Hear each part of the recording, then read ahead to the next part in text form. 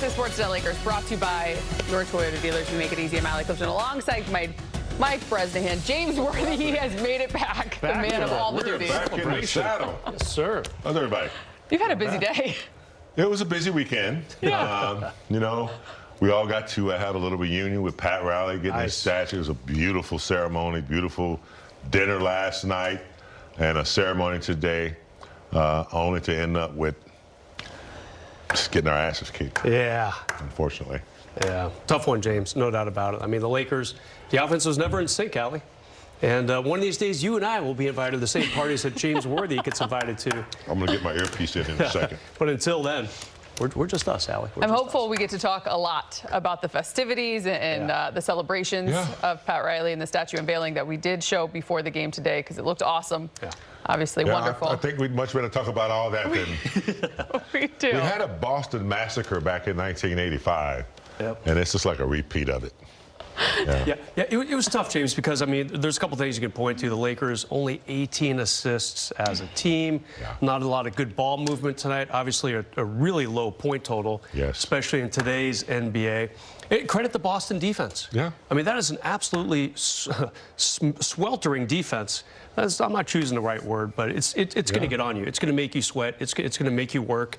And the bottom line is the Lakers just couldn't pull it off tonight, Allie. They've been doing pretty well offensively for a while. Tonight was not one of those nights. And Boston, last in the league in pace, James. So they want to slow the game down. They don't want any fast breaks, which the Lakers like to do. Not a lot of easy fast break points at all for the Lakers tonight. All valid. All valid. This game, to me, wasn't about, stats and, rebounds and all that. All that is the norm. No heart. Weak. No heart, weak. And it's post All-Star, and we talked about what they needed to do before All-Star. I think they didn't achieve what they wanted to there. So now you get a break and they come back. Clipper game, okay. That was a tough game. They won. But tonight, this afternoon, was weak. It's the Boston Celtics. Okay, no Tatum. You're at home. You're in 5th place. You're trying to move up. You show really, to me, no respect for the uniform.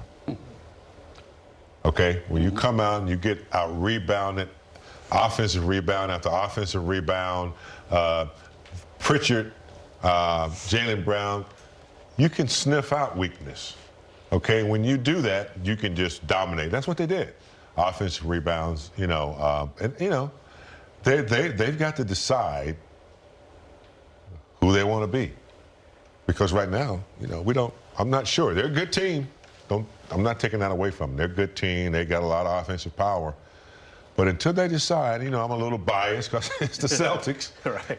And it was Pat Riley's, a statue unveiling, and just to come out like that at home with no, it was just tough to watch. And as I drove back, listened to Don Ireland on the radio on the way in, it just got worse. The game, we talked about it in the pregame show about how maybe players in the moment, they're not going to acknowledge that this is a measuring stick game.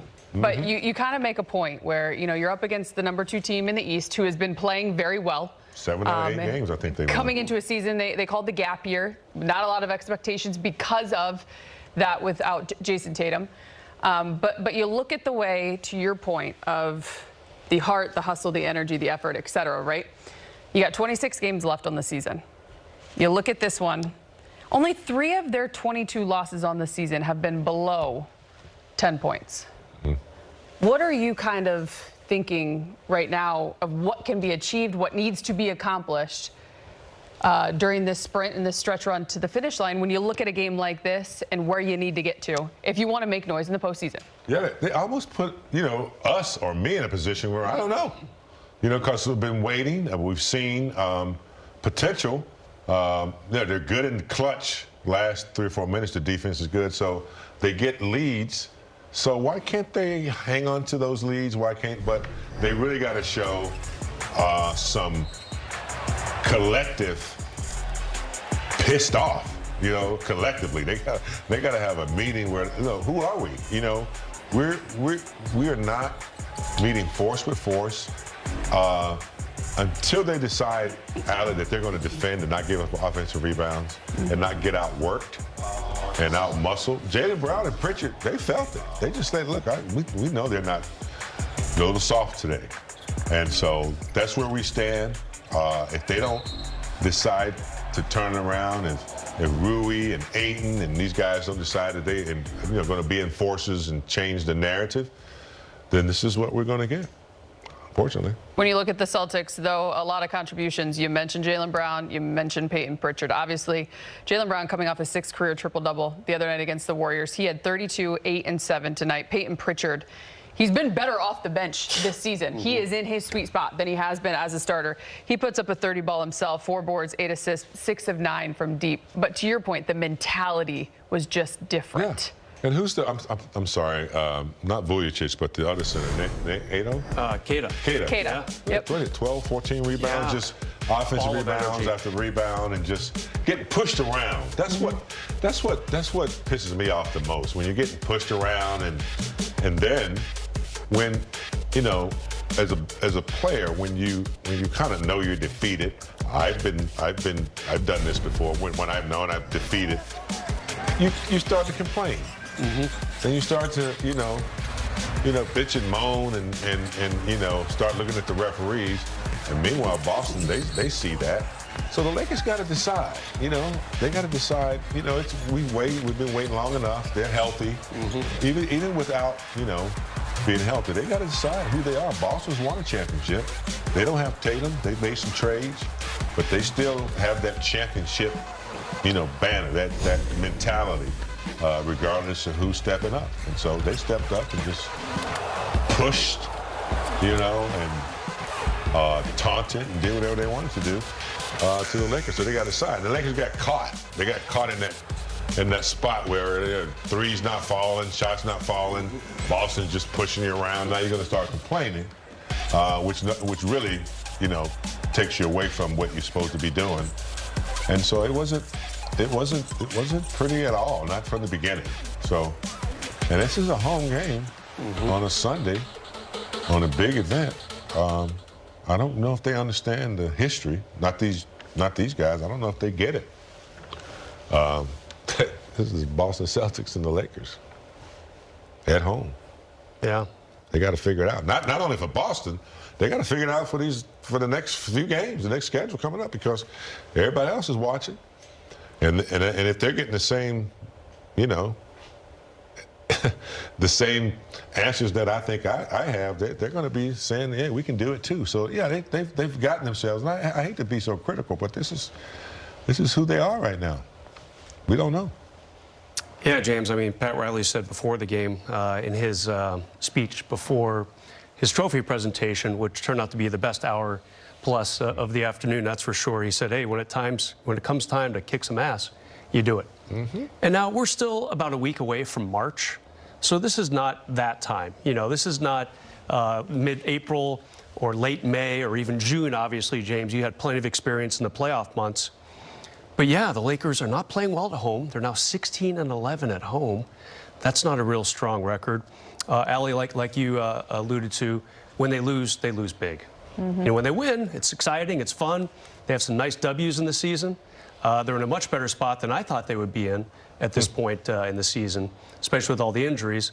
But when they lose, it's just not been real competitive. So, you know, you need to tighten that up for sure. And tonight, just, you know, a couple of the stats. I mean, Austin Reeves, 15 points, only 2 assists. James, I think he has to be one or the other. He's got to score his 28, 29 a game, or hand out, you know, 7 or 8 assists. He couldn't hit on either of those categories tonight. And 2 starters, DeAndre Ayton, Marcus Smart, 4 points combined. Yeah. They played 47 minutes on the court together. Couldn't hit threes. Yeah, you know. yeah. Marcus Smart 0 for 7, DeAndre Ayton 2 for 6. So just some really tough numbers there. And James, you're right. It just wasn't there tonight, was it? And it's disappointing for you as a guy who, in this studio, a few years back, bashed a Celtics piñata that still goes down as the best moment in this studio's history. Had a nice cigar, you know. Yeah, you've had good cigars, yeah. Had to see Cedric Maxwell down to the arena before I left. we're going to kick y'all's ass. And they did. So. Yeah. It really runs deep. We're going to head real back down deep. to Crypto.com Arena. Time to hear from Coach JJ Redick, brought to you by your Toyota dealers. JJ, what do you think was the main difference tonight, I guess, for you on both ends? Well, I think, going against this team and their offense, made the subs at 322 in the fourth quarter. They've got 105 points, and they're 12 for 32 from three, and they're shooting 47%. We did a good job limiting their fast break points. Did a good job limiting their points in the paint under 50. So, we did enough defensively. We were just awful offensively tonight.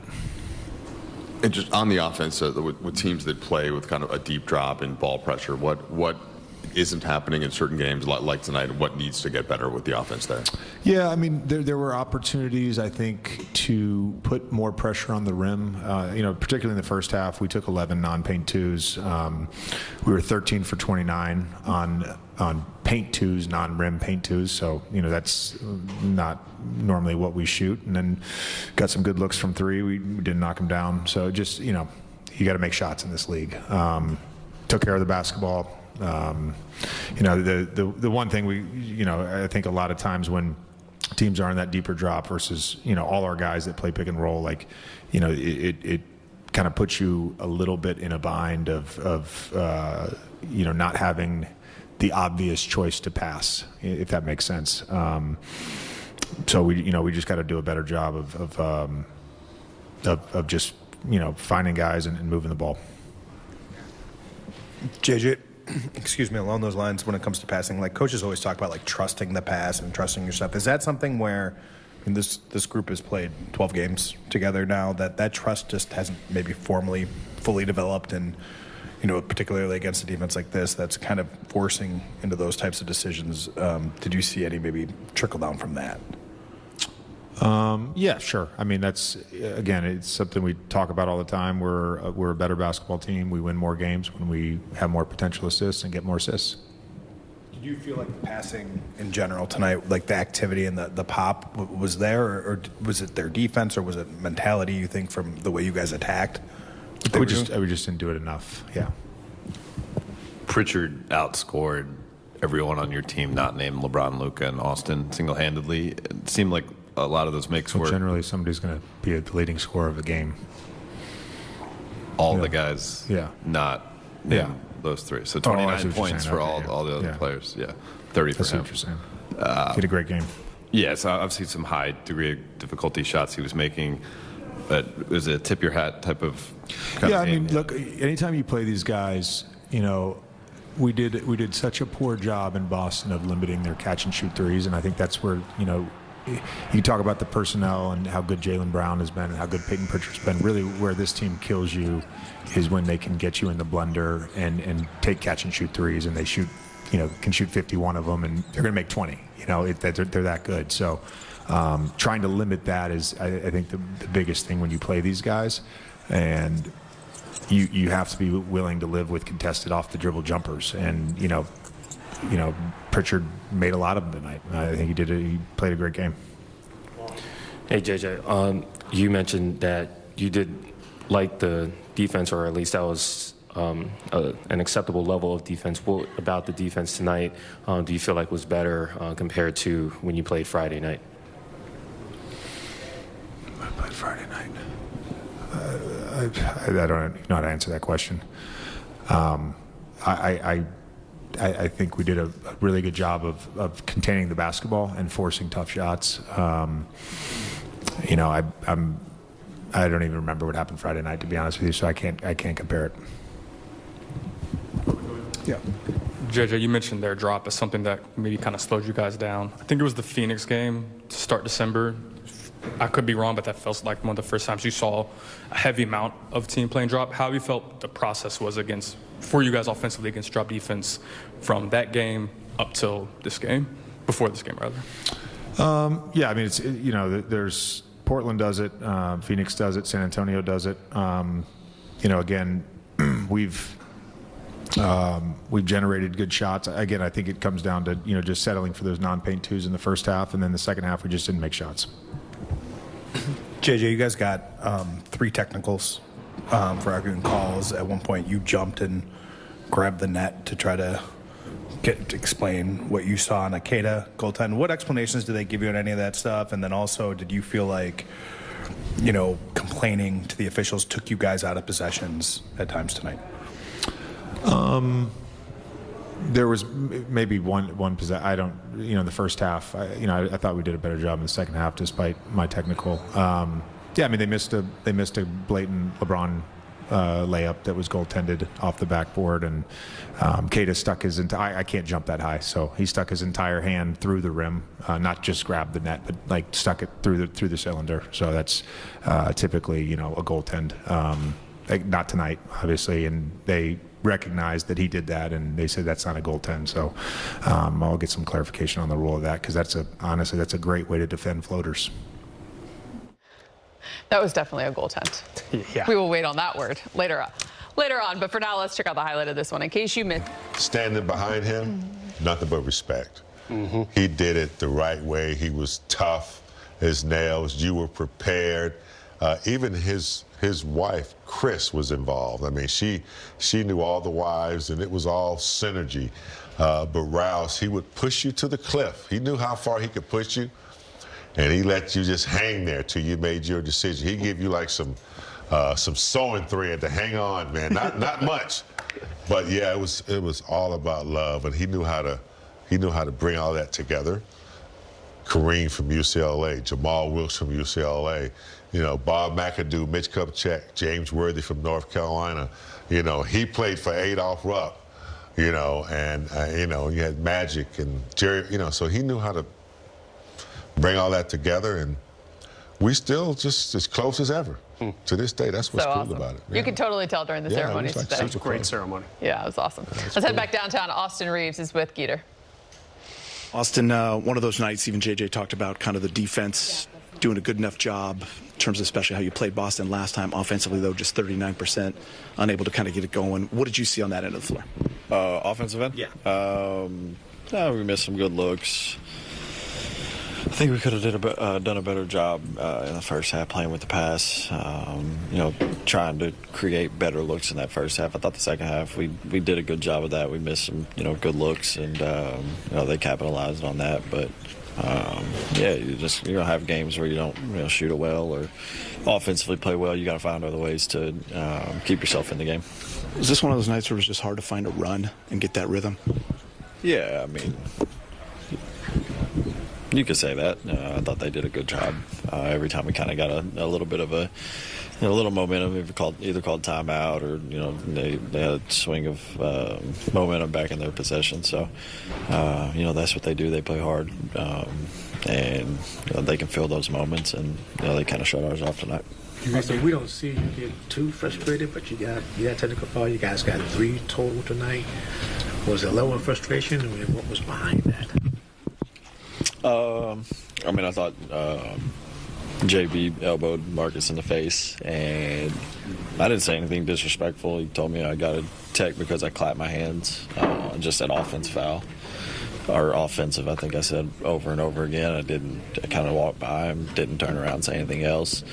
But he told me that it's an automatic tap when you clap, I guess, towards the ref. I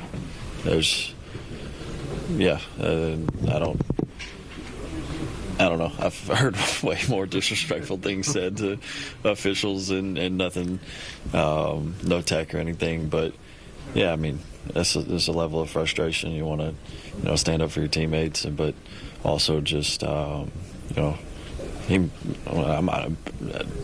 he elbowed him in the face. He might have fouled him before, but yeah, I didn't think that it warranted a tech, but it's not for me to say. Did you feel the physicality and some of the whistles that you guys didn't get took you out of stuff in the first half? Did you feel like maybe you guys were too concerned with the officiating? Yeah, I think we can get that way sometimes. We play downhill and we do shoot a lot of free throws, but I think that's kind of a play style thing. We don't get up, a lot of threes. We attack downhill and seek contact, and I think that's the reason we do shoot a lot of free throws. But when you don't get those calls, you can't, stay frustrated. You got to, move on to the next play. I'm a culprit of that. I got to do better in that, situation, and our whole team does as well. We just mentioned it. Worst field goal percentage for the Lakers this season. It's their second worst. Today versus the Celtics at 39%. The game, how do you pick up and move on from here? Well, you have to realize where you really are and be honest with yourself, because I think sometimes you can have like wins.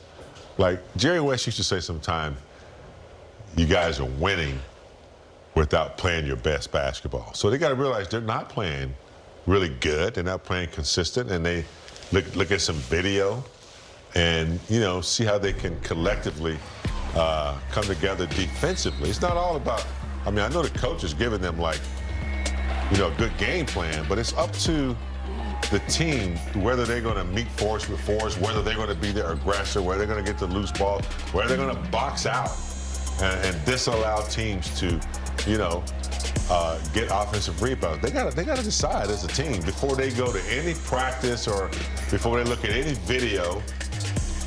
It's called a meeting of the minds. I say this all the time, unless somebody's verbalizing it. But if they don't pick up their defense and can stop teams from, abusing them, and then 18 assists.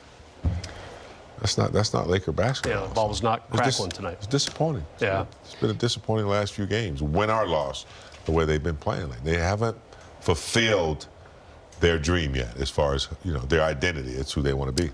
Yeah, and James, the schedule's getting really tough over these next few weeks. You're going to get Denver twice. They're right ahead of you in the standings. Had the Lakers won, they could have caught Denver for third in the West. But you got Denver a couple times, you got Houston a couple times, you got Phoenix coming up in a couple games. They're right below you in the standings. Golden State right after that. They're also right below you in these very tight, compact Western Conference standings. You got the Knicks. It's not an easy schedule. There's no room for botches. And look, the Celtics were the favored team tonight by 1.5 points. So, people knew that they're going to be a threat in tonight's game. But I think, kind of echoing what you were saying earlier, James, the effort just wasn't there tonight. And you got to get that up. You've got to get that going now. They look tired. In some cases, they look tired. I was like, okay, they can't be tired. They just came off a break. But they kind of looked like they just didn't want to meet force with force. Meanwhile, Jaylen Brown, Pritchard, White, all those guys, they just were forcing their will and doing it easily, which is offensive rebounds. Okay. You can't do that at home. Not on Pat Riley day. Yeah, right, yeah. Pat Riley was a Celtic killer. He really was, thanks to you and your friends. Let's head back downtown. LeBron James is speaking with Geeter. LeBron, JJ had mentioned, he felt defensively you guys did some really good things, good enough to be in that game and possibly win that game, only turn the ball over 8 times. But just offensively, never seemed to find that rhythm, only shot 39%. What did you kind of see on that end of the floor? Maybe you guys could have been better. You just said it. We had some really good looks. I think they had a good game plan defensively, forcing us to take some shots. I thought, listen, sometimes you got to make shots, and they made timely shots, and we didn't give ourselves a good chance on the offensive end. I think defensively, we held serve as long as we could, but offensively, we didn't give ourselves a good chance. Kind of led to be my next thing. It just felt like so much of that second half, you're 8 down, you're 9 down, 11 down.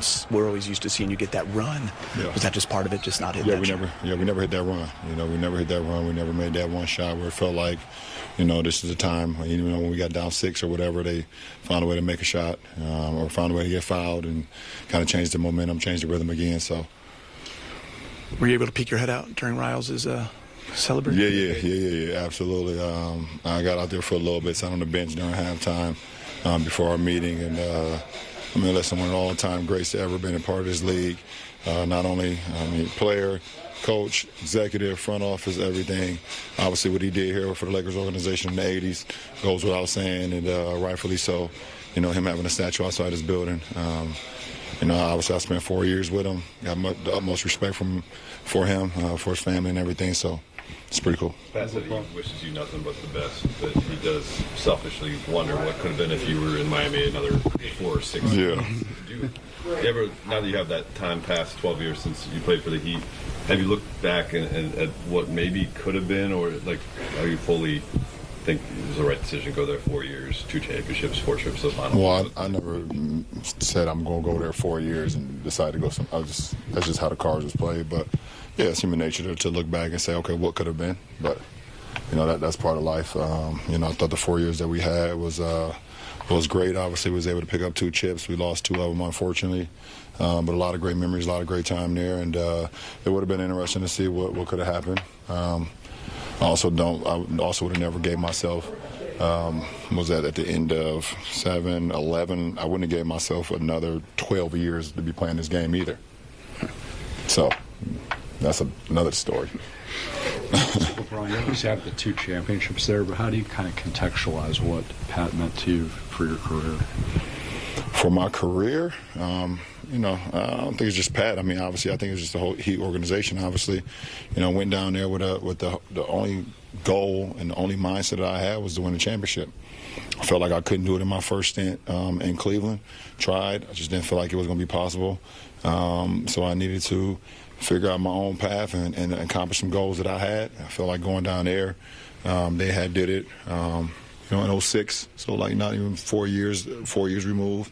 Whatever the case may be, they had a couple down years after that. So I feel like I know how to play the game, and I just, you know, I felt like they could possibly put me in a position where the goals that I had. And here's what's ahead for the Lakers. The 8-game homestand wraps up Tuesday against the Orlando Magic. On the road again Thursday in Phoenix, Saturday in Golden State on ABC. Back home again Sunday against the Kings, then a matchup with the Pelicans on March 3rd. We're going to take a look at the defensive lapses with a little Access 360 here, Big Game. Yeah, too many lapses and not enough resistance on the defensive end. 2 of the things that the guy who had his statue unveiled today said you can't win without defense and rebound. And the Lakers lacked a little bit of that, a lot of that today. Let's take a look at this 360. Here you see Jaylen Brown with the ball. Now, there's Rui. That's what you call laying on a pick. He's not getting over. He's not going under. And Kata, watch, he slipped the pick because Ayton is playing a loose zone, and Rui never recovers. And in the back line, they're too small to take on that center. Now, here's White getting into the teeth of the defense as he continues to go. Just a little floater. That's not good. You got to meet them earlier. And then there's Jaylen Brown. Now, that's pretty good collapsing of the defense. But what you forget is Pritchard, who just absolutely destroyed the Lakers today. 6th man of the year last year. And once he gets going, he has confidence, he has range, he has game. And he let the Lakers know today. But I thought the Lakers gave up too many offensive rebounds.